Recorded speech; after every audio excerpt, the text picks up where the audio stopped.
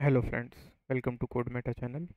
इस वीडियो में हम बात करने वाले हैं कि किस तरीके से हम हमारी जो ग्रो ऐप है उसका हेडर सेट करेंगे और वहाँ पे हम सीखेंगे कि कैसे हम हमारे हेडर के लिए मॉड्यूल सीएसएस का यूज़ करते हैं। साथ ही साथ वहाँ हमें ये भी सीखने को मिलेगा कि कैसे कोई एपीआई जो हम चला रहे थे वो किस तरीके से काम करती है। इसके लिए हमें क्या करना होगा, चलते हैं हमारे ब्राउज़र में। यहाँ पे हमें एप्लीकेशन पे सबसे पहले तो यूज़र नेम पासवर्ड डालने की नीड है, जो कि हम करते आ रहे हैं। और अंदर जाके हम देखेंगे हमारे लुक को कि हमारा लुक किस तरीके से दिख रहा है। जो मैंने एप्लीकेशन है वो पहले ही हेडर को बिल्ड कर दिया है, ताकि हम हमारे कोड पे बात कर सके कि वो हमने किस तरीके से एक प्रॉपर्टी को बिल्ड किया है। ठीक, अभी चलते हैं हम हमारे ब्राउज़र में। आप देख रहे होंगे यहाँ पे कुछ भी हमें हेडर नहीं दिख रहा। एक्चुअल में क्या है, हमारा ब्राउज़र जो है वो अपडेटेड नहीं है यहाँ पे। इस एप्लीकेशन क्या करते हैं, ब्राउज़र को कंट्रोल F5 के साथ रिलोड करते हैं एक बार।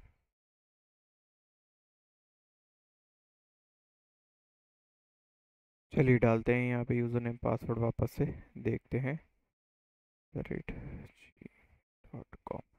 नाउ पासवर्ड डालते हैं, एंटर करते हैं और इंस्पेक्ट एलिमेंट भी कर लेते हैं। ठीक है, देखो हमारा क्या है, हेडर तैयार है और यहाँ पे हमारी प्रोफाइल इमेज भी आ गई।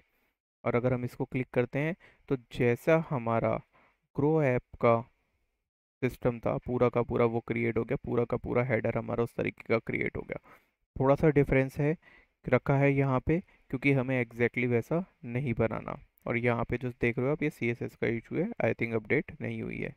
ठीक, नाउ अभी देखते हैं हम कि यहाँ पे जो हमने हेडर बनाया है वो किस तरीके से बनाया है और मॉड्यूल सीएसएस का यहाँ पे क्या यूज़ है। साथ ही साथ हम देखेंगे कि जो हमारी एपी जो हमारी जो इमेज आ रही है ये यूज़र की किस तरीके से आती है, ये सीखने वाले हैं। इसके लिए चलते हैं हम हमारे कोड एडिटर में, जहाँ पे हम हमारा कोड देखेंगे कि किस तरीके से हमने इसे इम्प्लीमेंट किया हुआ है। इसके लिए चलते हैं हम हमारी app.js में। यहाँ पे हमने क्या किया था कि यहाँ पे हमने जो इंसर्ट लॉगिन थी, सबसे पहले रूट ये बना रखा था। और क्या बनाया था हमने कि अगर यूज़र लॉगिन है तो उसके बाद हमारा रिक्वायर्ड ऑथ के साथ, यानी रिस्ट्रिक्शन के साथ, वो हमारे अदर राउट्स के अंदर जा सकता है। ठीक, इसके बाद हमने सस्पेंस से हमारा जो एक्सप्लोर पेज था उसको चलाया था। अभी चलते हैं हम हमारे एक्सप्लोर पेज पे, देखते हैं वहाँ पे जो हमारा पेज आया है, सबसे पहला पेज जो हमारा स्टॉक का पेज आया है वो क्या था।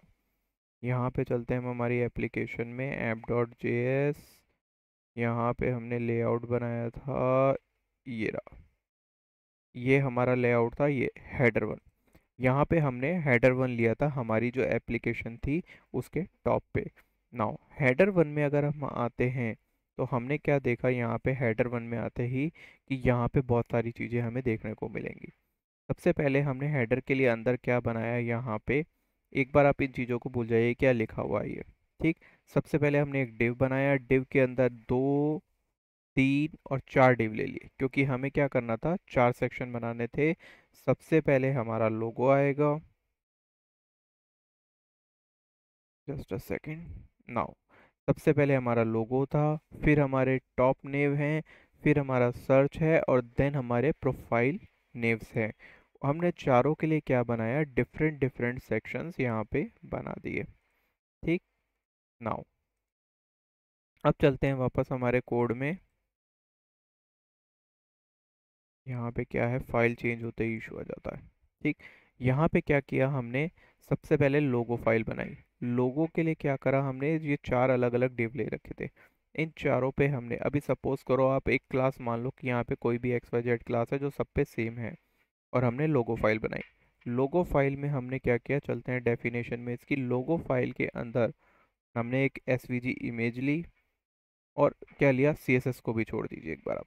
क्या किया, लोगो फाइल एक फंक्शन बनाया, जो कि आप कह सकते हैं कंपोनेंट, डिफरेंट डिफरेंट चीज़ों के लिए, और रिटर्न के अंदर इमेज लगा दी इसकी, जैसा कि हम नॉर्मल में करते आते हैं कि हमने लोगो इमेज नाम का एक वेरिएबल ले लिया और फ्रॉम जो हमारा एसेट था उससे इमेज डाल दी और इसको हमने हमारे एसआरसी के अंदर डाल दिया। तो इस तरीके से हमने लोगो फाइल बना लिया। नाउ चले हेडर में वापस। यहाँ पे हमने फिर क्या लिया, टॉप नेव लिया। अगर हम चलते हैं वापस से डेफिनेशन में, तो टॉप नेव में क्या करेंगे हम, इंपोर्ट नेव लिंक में क्या ले लिया, रिएक्ट राउटर डॉम से नेव लिंक निकाला। यहाँ पे नॉर्मल लिंक नहीं लेंगे क्योंकि हमें क्या करना है कि जब हम नेविगेशन पे क्लिक करें तो हमारा वो नेविगेशन एक्टिव रहना चाहिए। तो हमने क्या लिया, नेव लिंक ले लिया। नाउ टॉप नेव के अंदर हमने दो लिंक बना दिए, एक्सप्लोर और इन्वेस्टमेंट। इन्वेस्टमेंट अभी काम नहीं कर रहा हमारा, हम अभी एक्सप्लोर पे बात कर रहे हैं क्योंकि हम हेडर की बात कर रहे हैं। तो अगर ये चले नहीं चले लिंक, हमें इससे मतलब नहीं है। जस्ट हमने क्या किया है, ये दोनों लिंक बना दिए। आने वाली वीडियो में हम इन लिंक्स को भी चलाएंगे क्योंकि राउटर अगर हमारा चलेगा तो हमारे लिंक भी चलेंगे। तो हमने ये टॉप नेव बना लिया। Now search input. Search input में क्या किया, चलें तो हमने यहाँ क्या किया, रिएक्ट राउटर डॉम से हमने ये एक बार ये दोनों चीज़ों को छोड़ दीजिए। यहाँ पे हमने एक फॉर्म लिया, फॉर्म की आईडी ले ली और यहाँ पे बटन और इनपुट डिफाइन कर दिया। इनपुट जिस तरीके से बनाते हैं वो भी आपको पता है कि हम प्रीवियस वीडियोस में बात कर चुके हैं। बिसाइड दैट फॉर्म हमने ये बनाया है, इनपुट के अंदर टेक्स्ट ले लिया, प्लेस होल्डर ले लिया, क्लास नेम लेते हैं। इस तरीके के हमने चीज़ें ले ली। नाउ चलें आगे। अब हम वापस से हमारे हेडर के अंदर, तो यहाँ पे हमने क्या किया, एक नेक्स्ट वाले में प्रोफाइल नेम से लिए। प्रोफाइल नेम में चल के देखे तो हमने क्या किया है यहाँ पे, ये हमने पहले सबसे पहले क्या बना दिया, नेव लिंक्स बना ली क्योंकि हमें भी ये एक्टिव और डीएक्टिव चाहिए। तो हमने क्या किया, नेव लिंक्स ले लिया और उसके लिए सब चाइल्ड के लिए एक डिव बना दिया जिसमें सब प्रोफाइल नेम लिख के, क्लास लिख के उसके लिंक्स बना दिए यूएल के अंदर एलआई में। अभी आप इनको छोड़ दीजिए, ये क्या चीज़ है, ये हम आने वाली सेक्शंस में बात करने वाले हैं हम हमारे, जब हम आगे चलेंगे। अभी नेव लिंक लगा के ले लिया, बेल, वॉलेट, ट्रॉली, जो जो हमारे नाम थे वो ले लिया। ठीक, इसके अंदर हम कोई भी टेक्स्ट दे देंगे। नाउ क्या करते हैं कि जब हम मेन नेव लिंक पे क्लिक करते हैं, यानी ये जो टॉप नेव था, ये जो हमारा प्रोफाइल वाला था सेक्शन, इसको क्लिक करने पे हमारा क्या चलेगा, ये फंक्शन चलेगा। इस फंक्शन को क्या किया हमने, हमारा जो यूज स्टेट है उसका यूज़ करके ओपन और क्लोज कर दिया यहाँ से। तो क्या होगा, हमारा जो सब मेन्यू है वो ओपन भी हो जाएगा और क्लोज भी हो जाएगा। इस तरीके से हमने ये सेक्शन कर दिया। नाउ अब चलते हैं सबसे पहले हम हमारे इस चीज़ के अंदर की मॉड्यूल सीएसएस हम इम्प्लीमेंट यहाँ पे कैसे करते हैं। सपोज करके चलिए एक माइंड में इमेज बना के चलिए कि हमारा जो लोगो आ गया, वहाँ पे हमारा टॉप नेम आ गया, सर्च आ गया और प्रोफाइल नेम्स आ गए जो कि फैले हुए हैं। नाउ क्या करेंगे, हम एक फ़ाइल बनाते हैं मॉड्यूल सीएसएस के लिए, सीएसएस मॉड्यूल के लिए एक फ़ाइल बनाई, header1.module.css, जो कि हमारे एक CSS फोल्डर में डाल देते हैं हम यहाँ पे, header1.module.css। अब प्रीवियस वीडियो में भी जहाँ पे हमने मॉड्यूल CSS की बात की थी, वहाँ बताया था कि अगर हमें मॉड्यूल CSS का यूज़ करना है तो हमें पहले उसका एक वेरिएबल बनाना पड़ेगा। कैसे, import header module CSS from, और जो भी हमारी फाइल का नेम है, यहाँ पे हम इसे मॉड्यूल्स नहीं करेंगे, ना ही यहाँ पे कुछ करेंगे। ठीक है, इस तरीके से नहीं करना है। क्या लिखना है, header1.module.css, और हमने इसका एक वेरिएबल बना दिया। नाउ वेरिएबल का यूज़ करने के लिए हमें क्या करना होगा कि जो हमारा div है, इस div के ऊपर हमें क्लास बनानी होगी। कैसे, कि सबसे पहले एक नॉर्मल क्लास बना ली। ठीक है, अब क्या किया हमने, दो ब्रैकेट ले लिए। ठीक, ग्रेटर, बड़ा ब्रैकेट, मंजिला ब्रैकेट है बोलते हैं इनको, तो दो ले लिए ये ब्रैकेट। नाउ इसमें क्या लगाया हमने, ये लगाया हमने जो वन के बिल्कुल पास में होता है, इसको हम बोलते हैं बैकटिक्स, वो लगाए हमने दो। नाउ जो नॉर्मल क्लास नेम होता है वही का वही लिखा, फिर स्पेस देके। अब मान लो कि हमें और क्लासेस डिफाइन करनी है, तो हमने क्या लगाया, सबसे पहले डॉलर लगाएंगे, फिर ब्रैकेट लगाएंगे, और क्या होगा कि हमारा जो मॉड्यूल होगा के वेरिएबल का नेम डॉट, जो क्लास हमें यहाँ पे रखनी है डायनेमिक, उसका नाम आएगा। ठीक, अब ये बनी कैसे चीज़, सपोज एक बार और देख लेते हैं आगे हम कि हमने क्या किया। मान लो अगर दूसरे के लिए आ रहे हैं, टॉप नेव के लिए आ रहे हैं, तो हमने टॉप नेव की एक स्पेशल खुद की क्लास बनाई थी जो हमेशा यही की यही रहेगी। ठीक है। लेकिन जो डायनेमिक क्लास आने वाली है वो हमने यहाँ पे लिख दी, एक तो ले ली dollar bracket header module dot C S S dot flex one, क्योंकि हमें फ्लैक्स वन लगाना है, यानी फ्लैक्स कॉलन वन लगाना है। तो आप खुद की कस्टम सी एस एस भी बना सकते हो उसके लिए, अभी देखते हैं। और अगर दूसरी एक और क्लास लेनी है तो क्या किया, फिर स्पेस देके डॉलर लगाया और ब्रैकेट के अंदर दूसरी क्लास का नेम ले दिया, ये वेरिएबल का नेम डॉट टॉप नेव आइटम, ठीक, ये क्लास का नेम। अब ऐसे ही हमने सब में लगा दिया ना। अब ये बनी कैसे क्लास, क्या करते हैं हम, हमारी फाइल में चलते हैं, इस वाली जो हमने सी एस एस के अंदर header one module dot C S S लिखी थी, इसमें चलते हैं। यहाँ पे हमने क्या किया, डॉट डिस्प्ले ब्लॉक, अगर हमें डिस्प्ले ब्लॉक करना है, डिस्प्ले फ्लैग्स, तो डिस्प्ले फ्लैग्स के लिए ये हम कस्टम खुद की बना रहे हैं। अब वहाँ पे हमने देखी थी क्लास, क्या देखी थी यहाँ पे, ये देखो डिस्प्ले फ्लैग्स थी, तो डिस्प्ले फ्लैग्स ले ली। अब module C S S variable dot flex one ली थी, तो हमने क्या बना दी यहाँ पे क्लास डिस्प्ले फ्लैक्स के जो भी डॉट, ये वाली है फ्लैक्स वन वाली, ये अप्लाई हो जाए, तो हमने इसको वहाँ पे ले लिया। ठीक, ऐसे ही फ्लैक्स टू है, पैडिंग है, इस तरीके से हमने उसको इम्प्लीमेंट करना शुरू किया। कैसे आया ये, देखो हमारे पास क्या है, वेरिएबल का name dot top Neves item है, तो हमने देखा यहाँ पे कहाँ है टॉप नेव आइटम, ये रही। ठीक है, डॉट जितनी भी हम यहाँ क्लास बना रहे हैं उसको हमें क्या करना पड़ेगा, क्लास को यहाँ पे वेरिएबल का नेम डॉट उसका क्लास का नेम लिखना पड़ेगा। ठीक है, इस तरीके से मॉड्यूल सी एस एस यहाँ पे काम करती है। जैसे ही हम ये मॉड्यूल सी एस एस लगाते हैं हमारी, और तो हमारा क्या होगा, सेक्शन सेट होने लग जाएगा। अब लोगो फाइल थी, लोगो फाइल में चलते हैं।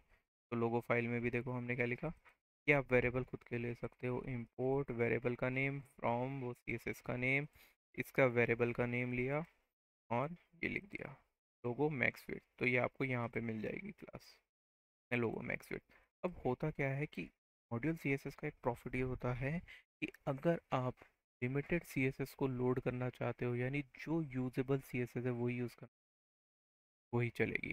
अदरवाइज क्या होगा कि सारी सी एस एस लोड होती रहती है पूरे सिस्टम पे और वो स्लो कर देती है। हाँ, अब नेक्स्ट चलें, तो हमारे पास नेक्स्ट क्या है, टॉप नेम। तो टॉप नेम में चलते हैं, तो एक बार देखते हैं कि टॉप नेम में हमारे पास क्या थे, लिंक्स थे, तो यहाँ पे हमने सी एस एस नहीं लगाई। ठीक, देन चलते हैं हम search input, search input file में चलें एक बार अगर हम, तो यहाँ पे हमने क्या लिया, मॉड्यूल सी एस एस का यूज़ किया है, तो ये ले ली। ठीक, और ये इम्प्लीमेंट कर दी यहाँ पे, ये देखो। ठीक है, सबमिट क्लास के साथ भी यूज़ कर दी और वैसे भी यूज़ कर ली। मॉड्यूल सी एस एस की हम पहले भी वैसे बात कर चुके हैं, किस तरीके से ये इम्प्लीमेंट करते हैं। और अच्छे से समझने के लिए आप उस वीडियो को देख सकते हैं, प्रीवियस वीडियो को जो हमारी थी module C S S based. Profile navs में चलते हैं, ये सबसे इम्पोर्टेंट है। यहाँ पे क्या किया हमने, जो हम प्रोफाइल इमेज लोड कर रहे हैं एपीआई से, उसकी बात हम नेक्स्ट वीडियो में करेंगे एक अलग ही वे में, ताकि क्या है चीज़ें सेपरेट लें। अभी क्या करते हैं, हम बात करते हैं ये क्या चीज़ है जो हम बीच बीच में यूज़ कर रहे हैं। तो अभी पहले हम देखें तो हमने नैव लिंक्स लिए थे, उसमें नाम लिए और ये बनाया। अब क्या किया, हमारे पास एक लाइब्रेरी होती है, चलते हैं ब्राउज़र में एक बार हम,